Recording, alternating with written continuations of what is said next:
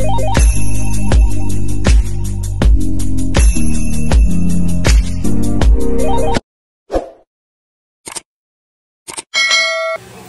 up, Kitchup? Welcome to Joving Kuya Mar TV! Tatanungin natin ngayon si Santiago Tagalog Jr. Halimbawa, Dodong, isang pagkakataon, bibigyan ka ng NHA or ano tawag dyan? Yung PCSO, hindi niyo magpalit ng pangalan. Milyonaryo, maging milyonaryo ko. Ano yun na yun, sa pangalan yung mag-ano ka ng NSO? NSO ba yun? PSA, oo.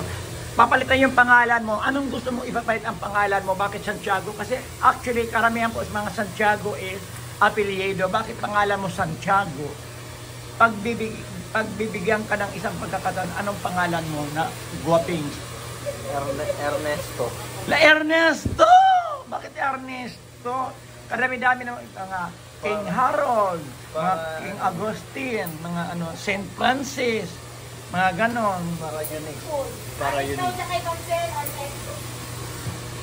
Parang hindi, ano, parang magkakaiba. Ano ba yung Dudong? Ernesto nga. Ernest na lang, wag ng 2. Kasi common na yan eh.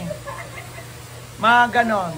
Ayan, kung hindi pa kayo nakasubscribe sa aking YouTube channel, please subscribe po at paki-like and share at paki-notif lang po yung notification bell. Parang lahat ng video ko po ay inyo mapanood. Ayan po si Santiago Tagalog Jr. 2. Ayan, thank you for watching. Thank you, Dodong. Bye!